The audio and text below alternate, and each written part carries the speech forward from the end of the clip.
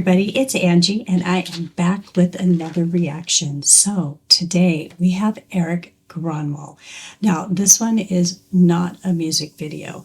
It is a short little documentary that he made about his experiences, I believe, with his illness.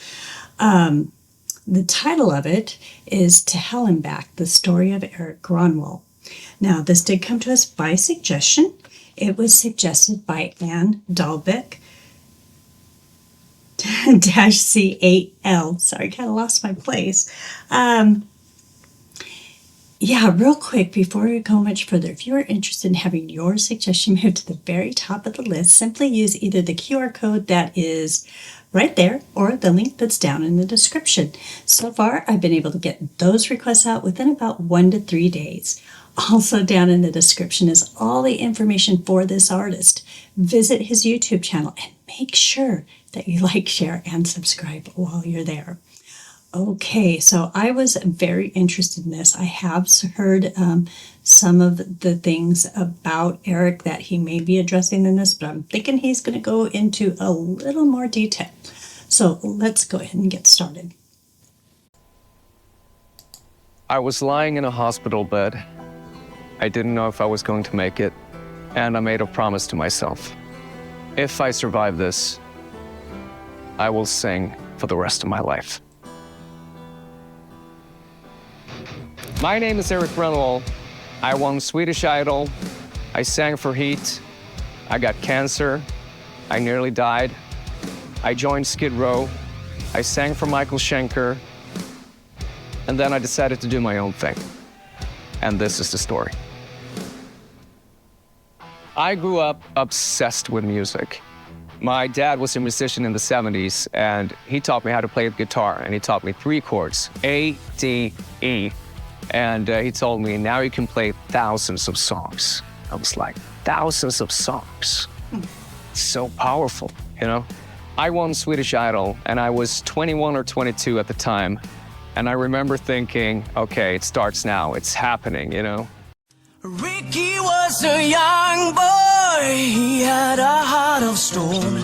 Lived 9 to 5 and he worked his fingers to the bone. And then I realized I had no fucking idea what I was doing. So after Idol, I was on a major label, I had a career, I recorded music, but it wasn't a very good career. Until I was asked to join H.e.a.t. That changed everything for me. That was a rock band that sounded like the kind of rock that I liked, that I grew up listening to. And that's where I found myself as a singer, artist, songwriter, my stage persona. That's where I became the artist that I am today. Okay, so far, I'm so glad I'm watching this because I must admit I had some confusion in the timelines. One of the things that I got kind of confused on, and there's more I think that I'm going to be corrected on, but this part I was kind of correct on. I kind of thought it was Idol, and then although I haven't heard a lot about Idol, just a little bit, and then H.e.a.t, which is so cool. I think that a lot of young artists get their eyes opened when they first start. They're expecting all these wonderful things from the get-go, and it always, it doesn't always work out that way. And he's explaining that exactly as I think it happens quite often. Awesome that he got into H.e.a.t and something that he's more interested in. That's always, you want to, especially with art, you want to enjoy what you're doing. You want to be doing it because it's going to show in your work, no matter what medium it is. It's going to matter. But anyways, yeah, I think where my problem, and we will find out shortly, where my problem in the timeline is I thought he got sick after he joined Skid Row. So let's see what happens with that. Here we go. My stage persona, that's where I became the artist that I am today. We toured pretty much all over the world. We recorded music together for 10 years. We did so much stupid shit together, and it was the best time of my life. And then after 10 years, I decided I wanted to explore what else was out there, and I decided to leave the band. And that's when I got sick.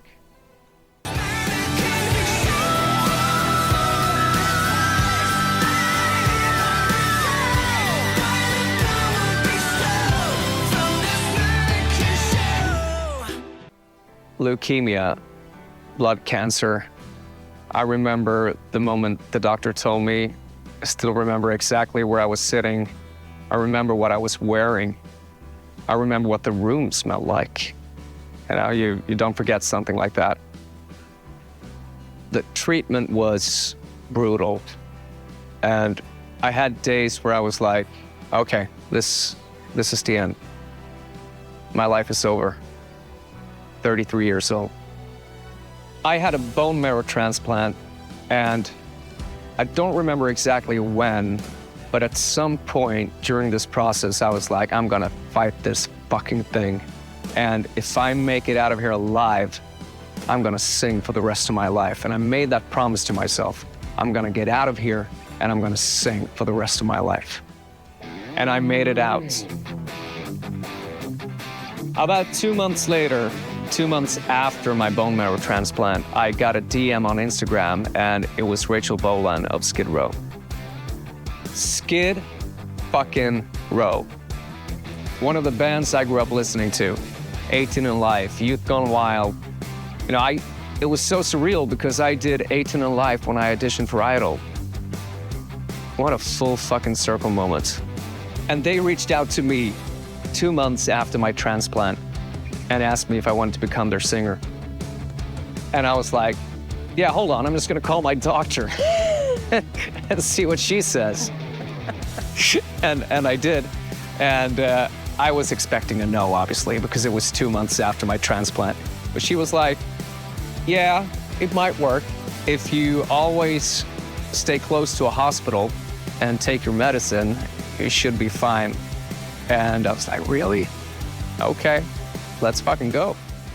No telling how much longer I will feel this way. I'm a ticking time bomb. Tick, tick, tick, tick, tick, tick, tick. You know, that's really interesting because I think that, first of all, he's this one of several people that is in this type of situation, maybe not the same illness, but have had to battle illness, severe illness. And the one thing they all have in common is that they fight. They fight, they fight, they fight. And I think, of course, they're musicians, all the ones I'm talking about. And I think that being able to do what they love is part of the medicine that they need. I think it helps. I think it keeps them going. I think it keeps them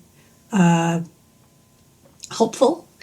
And I just think music is, especially for someone that loves it and is in it, it is medicine. And yeah, I agree with the doctors. Yeah, do it. Just be careful. You know, I mean, perfect. I am so much enjoying this. This is really awesome. So let's go ahead and continue. And I'm just going to go ahead and I'm not going to back up on this one. So here we go. So 6 months after my transplant, I was in Las Vegas, asked the new lead singer of Skid Row. Before I even met the guys, we recorded an album together, and it was all so surreal. I weighed 55 kilos, but I knew that this was my moment, what I've been waiting for my whole life. And I knew I had to sing. I had to keep that promise to myself to sing for the rest of my life. And I ran out on stage that first night, and it was insane. We toured pretty much everywhere together. We did a lot of shows in the States. We had a great run, but after 2 years of touring, my recovery caught up with me, and I had to take a step back to fully focus on recovering after all the treatments. So I spent about a year fully focused on healing, taking care of myself. I stopped taking the medication, and I've been working out, I've been doing martial arts, and today I feel like I did before I got sick. And then another legend reached out to me, Michael Schenker. If you know rock music, you know what that means. So back on the road with Michael Schenker, I had the best time, but before that, something was building inside me. I asked myself at some point, who is Erik Gronwall? Because I've always been in bands and it's been great. But now I feel like it's time to tell my own story. I had so much music inside me that had never come out. And if I was going to keep that promise I made to myself at the hospital, I felt like I really had to do this. I had to do this for me. And the album Bad Bones is the answer to that question. I've experienced a lot of crazy things in my career, surreal things. But honestly, I feel like it's just starting now. Oh, from a whisper to a scream, scream, scream, yeah, come with me. We're not the flame. We're living it up, living it our way. The ground will shake. We're about to break. I went on a soul-searching journey, just focusing on writing music together with my producer, Fredrik Tomander at Palma Music Studios, and my buddy H.e.a.t. And we ended up with this album called Bad Bones, which will be out May 22nd. And it's the most honest thing I've ever done. Every song tells a story, and I'm extremely proud of this album and the start of this journey. My name is Erik Gronwall, and I will sing for the rest of my life. Yeah!